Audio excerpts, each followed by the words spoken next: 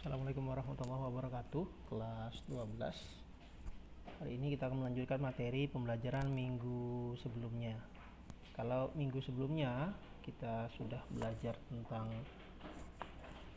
aturan pencacahan,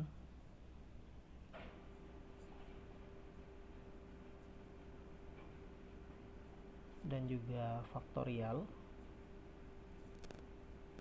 Maka minggu ini kita akan mempelajari tentang dua hal. Yang pertama mengenai permutasi, yang kedua kombinasi.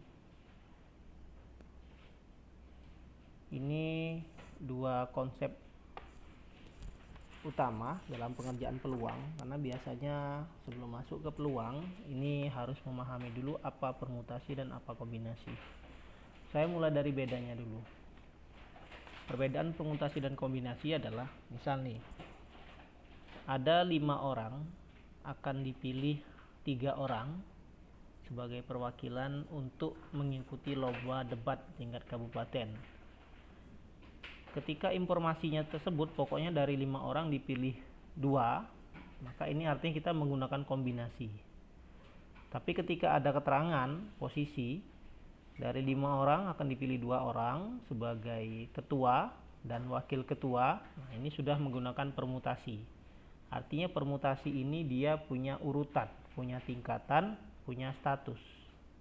Kalau kombinasi dia nggak peduli mau apa, ini itu nggak peduli. Pokoknya saya butuh 2 orang gitu aja. Jadi kalau kombinasi itu dianggapnya sama semua. Nah, itu bedanya. Nah, setelah Anda tahu beda, kita mulai. Yang pertama permutasi.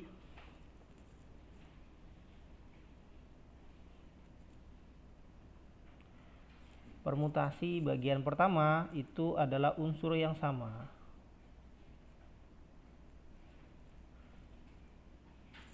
Jadi kadang suka ditanya. Contoh nih. Nomor 1 ya. Kurang dekat ya, deketin lagi ya. Nah, oke. Banyak susunan kata yang dapat dibentuk dari kata wiyata. Kata-katanya ya. Oke. Wiyata. Kalau tidak ada yang sama, saya ganti. Misal namanya bukan wiyata tapi wiyota. Ini nggak ada yang sama kan? Wiyota. Kalau tidak ada yang sama, maka kita gunakan faktorial. 1, 2, 3, 4, 5, 6. Karena hurufnya ada 6, maka ini 6 faktorial. 6 kali 5, 4, 3, 2, 1. 10, 12, 72, 720. Jadi ada 720 kata yang bisa dibentuk dari wiyota. Tapi kalau ada yang sama, ini ada yang sama nggak? Ada. A-nya sama ya. Oke, jadi ini ada berapa? 1, 2, 3, 4, 5, 6. Ini juga 6 faktorial, tetapi yang sama ada 2, maka ini 2 faktorial dibagi dengan yang sama, sehingga nanti muncul 6, 5, 4, 3, 2. Berhenti di sini yang kita pelajari minggu kemarin. Ini 2, sehingga ini bisa kita bagi dengan unsur yang sama. 20, 18, 360. Nah, jadi ada 360. Contoh lainnya. Oke. Oh, mirip ini. Ditata. Ditata. Oke, kita lihat ditata. Ditata.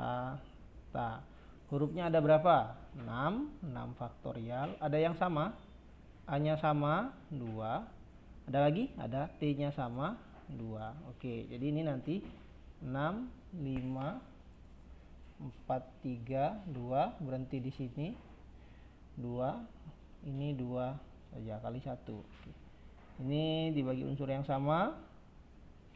Bagi sisa 2. 10, 18, 180. Nah, jadi akan ada 180 kata. Gitu. Oke, itu ya kalau unsur yang sama.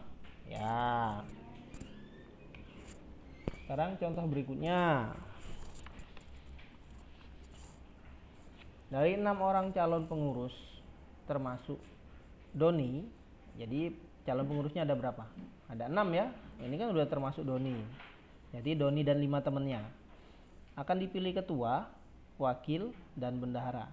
Jika Doni terpilih sebagai ketua, banyak pilihan yang mungkin terpilih sebagai wakil dan bendahara adalah berapa pilihan. Jadi semuanya dibaca dulu, ada 6 orang.